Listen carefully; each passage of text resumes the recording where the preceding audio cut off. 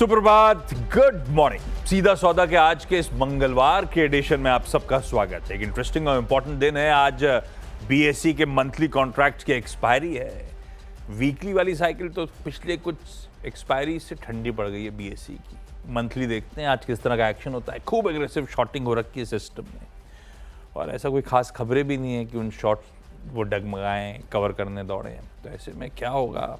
क्या वाकई 24,500 को चैलेंज करने जा रहे हैं, जो तगड़ा एक पुट राइटर्स का जोन है?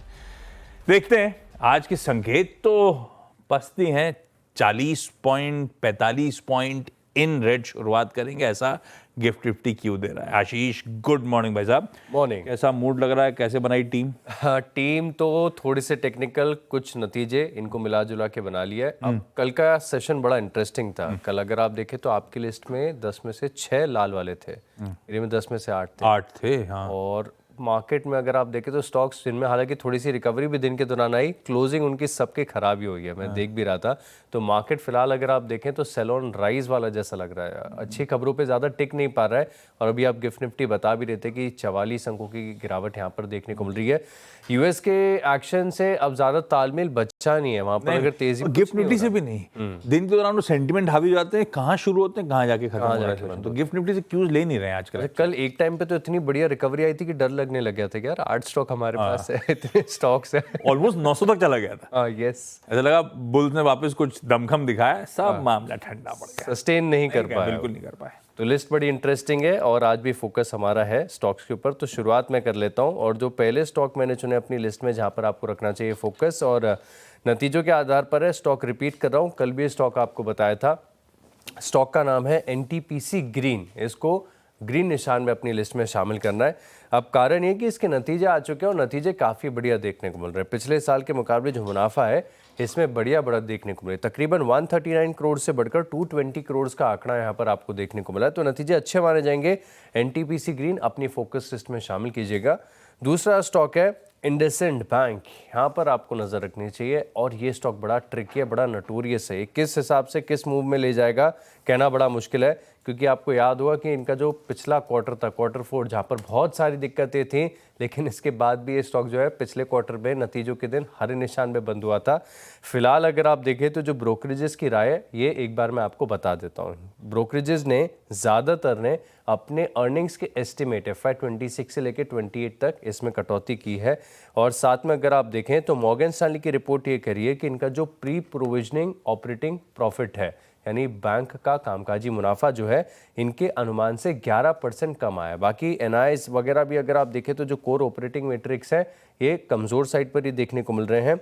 और इसी के चलते मॉर्गन स्टैनली ने अर्निंग्स के जो एस्टिमेट है FY26 से 28, इसमें 15 से 20% की कटौती कर दी है। सिटी भी मानना है कि वीकर ग्रोथ यहाँ पर देखने को मिली है और आगे जाके जो क्रेडिट कॉस्ट है ये भी एलिवेट होता हुआ नजर आएगा।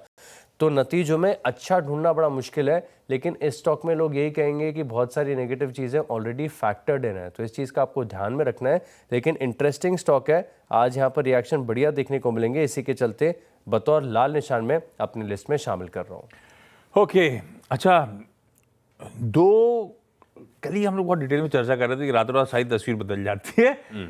2 अपस्ट्रीम ऑयल कंपनीज रडार पे रखी है भाई। पहला तो ओएनजीसी तो शाम को ही रडार पे आ गया था जब इन्होंने अनाउंसमेंट करा कि 2 ग्लोबल ऑयल मेजर्स के साथ ये पार्टनरशिप करने की तैयारी कर रहे हैं। ब्रिटिश पेट्रोलियम यानी कि BP एक्सप्लोरेशन के साथ और रिलायंस इंडस्ट्रीज के साथ जॉइंट ऑपरेटिंग एग्रीमेंट है, जो सौराष्ट्र बेसिन में ऑफशोर एक्सप्लोरेशन के लिए मिल के एक्सप्लोरेशन एक्टिविटीज करने की तैयारी। तो खबर तो अच्छी थी, प्लस एडेड ये हो गया कि ओएनजीसी के साथ साथ ऑयल इंडिया भी दिखाईगा स्क्रीन पे। क्रूड वापस इंच अप कर रहा है। इनफैक्ट एज वी स्पीक मेरे ख्याल से ब्रेंट के भाव वापस $70 के ऊपर आपको कामकाज करते हुए नजर आएंगे। तो कल वो जो $68 के आसपास था, ऑलमोस्ट बहुत बढ़िया तरीके से इंच अप करता हुआ। और उसके पीछे रीजन है, क्रूड जो इंच अप कर रहा है उसमें सबसे इंपॉर्टेंट ये जो ट्रेड नेगोशिएशंस होते चले जा रहे हैं उससे थोड़ा सा क्लैरिटी आ रही है ग्लोबल डिमांड को लेकर। कल क्या हुआ था? कल EU के साथ US के नेगोशिएशंस हुए थे, उससे पहले जापान का, उस बीच इंग्लैंड का भी पूरा अपडेट सामने आता हुआ। तो ये सब मोड माहौल सुधारने की कोशिश हो रही है और वो रीज़न है। दूसरा, एक बार बार जो रशिया को धमकी दी जा रही है, कल भी फिर बरस गए, कल क्या उनके लिए टेक्निकली अर्ली मॉर्निंग, आज के लिए हो गया कि रशिया पे बरस गए थे, इतने दिन दे रहा हूँ स्टर्न एक्शन, रशियन क्रूड हर जगह नहीं जा पाएगा। तो वो एक डर बन रहा है सप्लाई साइड प्रेशर का भी। तो ये दोनों रीजंस हैं कि क्रूड अब और रेंज अप करता हुआ।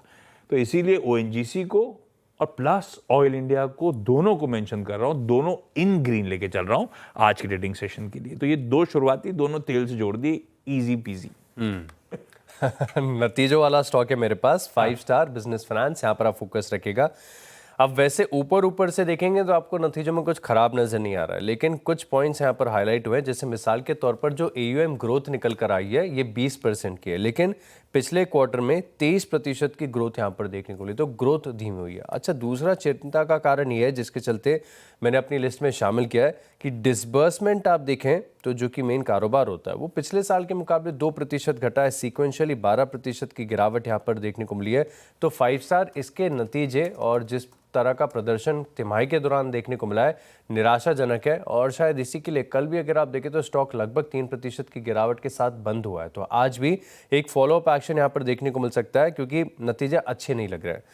दूसरा स्टॉक है और ये बिल्कुल विपरीत, जहां पर कल नतीजों का रिएक्शन आ चुका है, मैक्रोटेक डेवलपर्स लोधा, यहाँ पर आप रखिएगा फोकस। कल रियल एस्टेट में ज़बरदस्त गिरावट आई थी, इसकी चर्चा भी की थी हमने शो में, और लगभग 6% की गिरावट आई है। इनफैक्ट पिछले 5 सत्रों में सब्सटैंशियली नीचे जा चुका है मैक्रोटेक डेवलपर्स। लेकिन इसके बाद अगर आप देखें तो जेफरीज की तरफ से एक रिपोर्ट आई है जहाँ पर ये बता रहे हैं कि अब इतने अच्छे करेक्शन के बाद एक बढ़िया एंट्री पॉइंट यहाँ पर साबित हो सकता है। कल मैक्रोटेक डेवलपर्स का इन्वेस्टर प्रेजेंटेशन भी मैं देख रहा था, ये इन्होंने जो FY26 के लिए प्री सेल्स की गाइडेंस दी थी, इसका ऑलमोस्ट 21% इन्होंने Q1 में अचीव कर लिया है। तो ग्रोथ धीमी नहीं है, गाइडेंस तो बढ़िया दी थी और साथ में एग्जीक्यूशन भी हो रहा है, तो अपने आप में काफ़ी बढ़िया है। और ये जो जेफरीज की रिपोर्ट आई है इसमें इन्होंने खरीदारी किराए के साथ टारगेट दिया है 1625 रुपये का, भाव लुढ़क कर आ गया 1203 रुपये। तो हो सकता है कि आज इस स्टॉक में एक बाउंस बैक देखने को मिले, इसके लिए बतौर हरे निशान के अपनी लिस्ट में शामिल कर रहा हूँ। ओके, अच्छा, 2 स्टॉक्स, दोनों अच्छे नतीजे हैं। एक का आस्क कम है, एक का आस्क बड़ा एग्रेसिव है, मतलब बहुत चला हुआ स्टॉक है।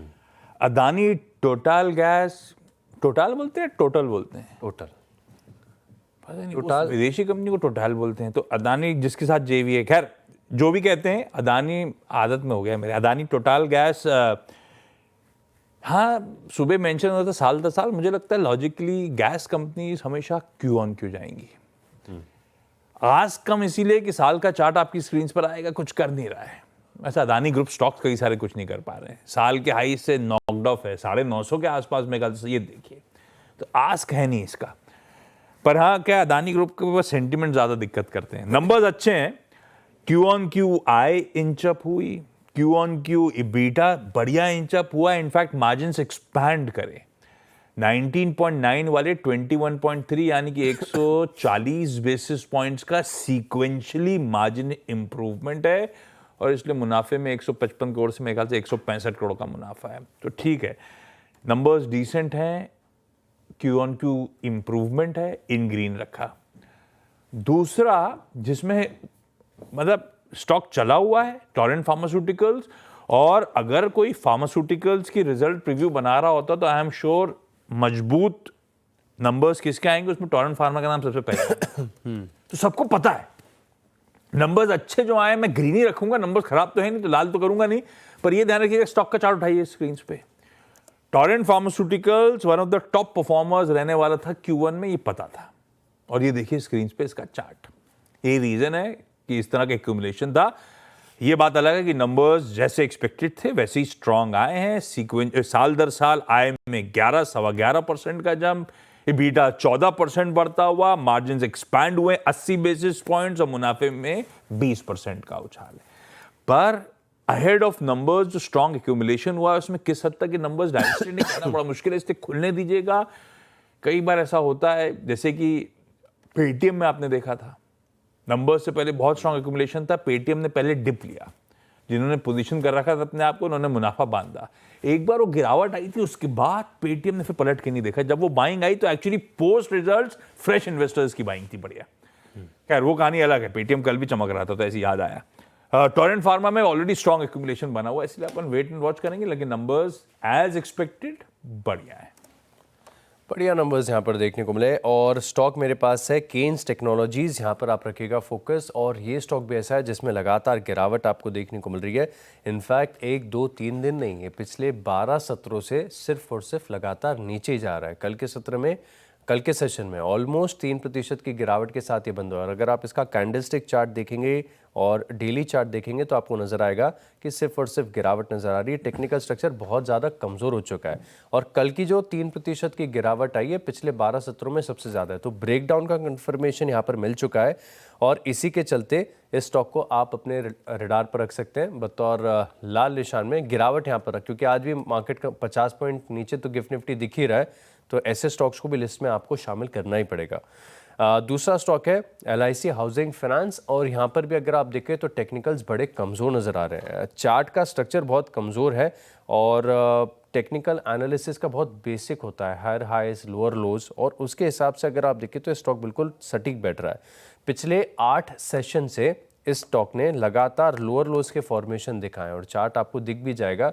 तो कमज़ोर चार्ट है और वैसे भी अगर आप देखें तो स्पेस से बड़ी उम्मीदें थी, लेकिन जैसे ही सबके नतीजे आने शुरू हो गए हैं तो निराशा यहाँ पर देखने को मिल रही। तो LIC हाउसिंग फाइनेंस, इस स्टॉक को भी आप अपनी लिस्ट में लाल निशान के तौर पर शामिल कीजिए। अच्छा, 2 डिफेंस रिलेटेड स्टोरीज। पहला मैज़गांव डॉक, इसको तो लाल रखा था कि पर मैज़गांव डॉक क्या है, जहाज बनाता है। जैसे रियल एस्टेट कंपनी के साथ रिकॉग्निशन का इशू आता है ना, मैज़गांव के साथ भी आता है। तो ऐसे इरेटिक क्वार्टरली अर्निंग्स आती हैं, इसीलिए कहते हैं कई बार डिफेंस स्टॉक्स लॉन्ग जेस्टेशन वाले होते हैं, और खास तौर पे जो शिप्स और सबमरीन्स वगैरह बनाते हैं वो तो खास तौर पे। पर ठीक है, नंबर्स खराब हैं, लाल लेके चल रहा हूँ, डिसअपॉइंटमेंट है। मैज़गांव के रेवेन्यूज 11% बढ़े, swelling order book, revenue momentum decent. Problem आती है सरकारी कंपनीज के एग्जीक्यूशन को, तो मार्जिन तगड़ा कॉन्ट्रैक्शन है। EBITDA 53% गिर गया, मतलब आधा हो गया टेक्निकली। तो मार्जिन भी वही 27% वाले 11% पे आके खड़े हैं और मुनाफा 35% का डिक्लाइन दिखा रहा है। नंबर्स कमजोर है। मैज़गांव लाल है। भारत इलेक्ट्रॉनिक्स, कल तो निफ्टी के नंबर्स आने थे। इंडसइंड बैंक है टीम में, इंडसइंड बैंक है, अभी आएगा। इंडसइंड बैंक और BEL तो मार्केट के दौरान आ गया था, इंडसइंड बैंक बाद में आया। BEL के नंबर्स, अब उसमें इफ्स एंड बट्स थे, लेकिन ऑपरेशनली स्ट्रॉन्ग परफॉर्मेंस था, इंटरनल्स मजबूत थे। उसी के बाद ब्रोकरेज रिपोर्ट्स का भी थम्स अप, आज सुबह ही मेंशन कर रहा था मैं। JP मॉर्गन मेंटेन ओवरवेट 25% का अपसाइड। UBS भी कह रहा है अच्छे नंबर्स हैं, नंबर्स देख के लग रहा है जो साल की, चाहे वो ऑर्डर बुकिंग की हो, रेवेन्यू की हो, EBITDA की गाइडेंस हो, आसानी से अचीव कर लेगी ये कंपनी, कोई दिक्कत नहीं दिखती इन नंबर्स में। तो वो UBS भी 15% का अपसाइड मौजूदा स्तरों से मान के चल रहा है। खैर, ये डिफेंस का पोस्टर बॉय तो बन ही गया है BEL, इसको ग्रीन रख के चलेंगे। 6 हो गए हम दोनों। क्विकली छोटा सा ब्रेक के उस पर जब लौट के आएंगे तो अगले 4 पे बातचीत है।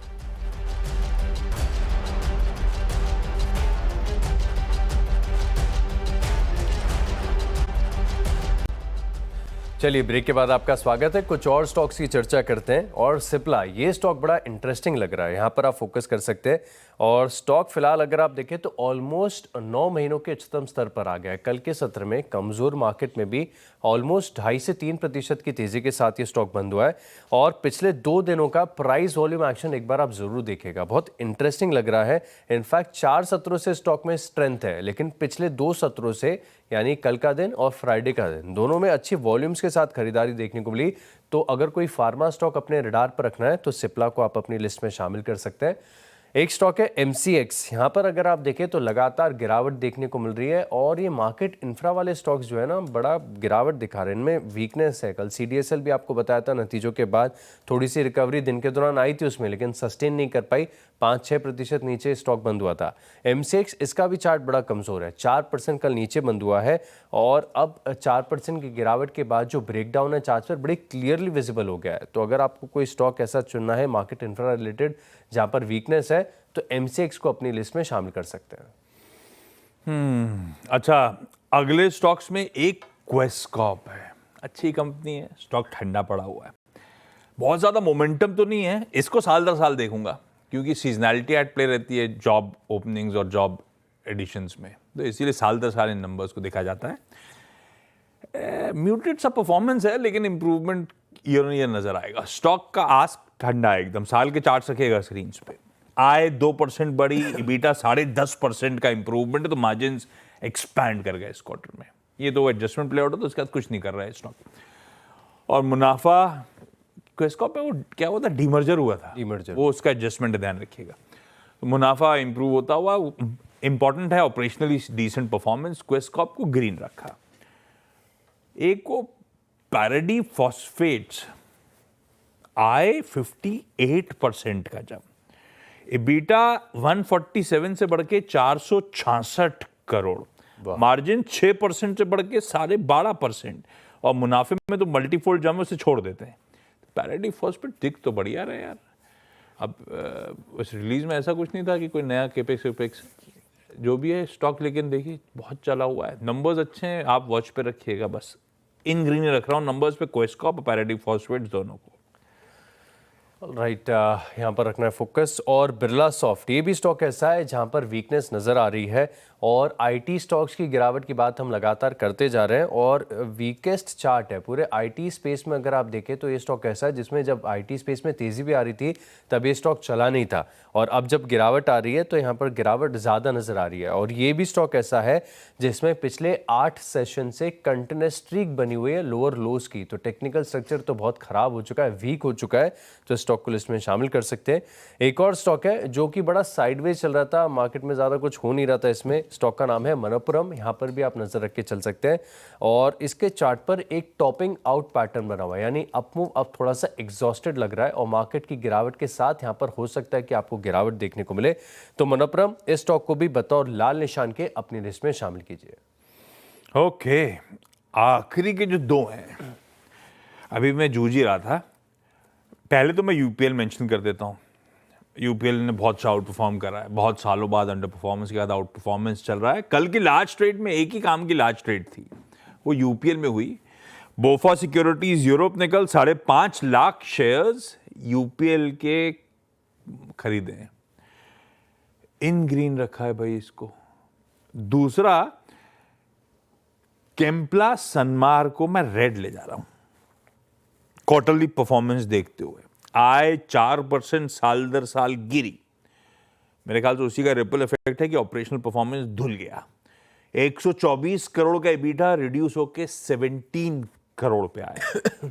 11%, 10.8% टू बी प्रिसाइज वो मार्जिन्स थे जो रिड्यूस होकर 1.6% पे आ गए। और इस तरह की तस्वीर जब बदली तो जो कंपनी 24 करोड़ का मुनाफा करती थी, आज वो 64 करोड़ का घाटा कर रही है। तो केम्प्लास को लाल इन नंबर्स पे 10-10 पूरे। क्विकली छोटा सा ब्रेक के उस पर जब लौट के आएंगे तो हमारी टीम्स का एक क्विक रैप अप।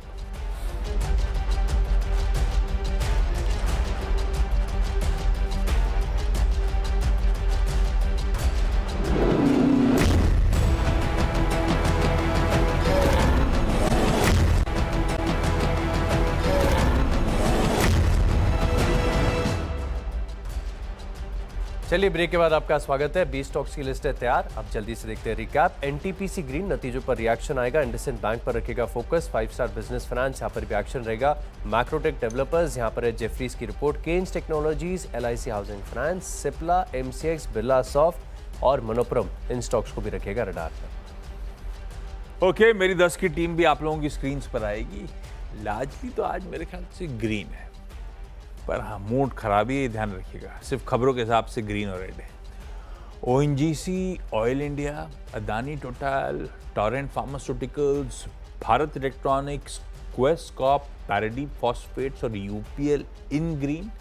कोई मैज़गांव डॉक, कोई केम्प्ला सनमार इन रेड आज के लिए। हर सुबह की करें शानदार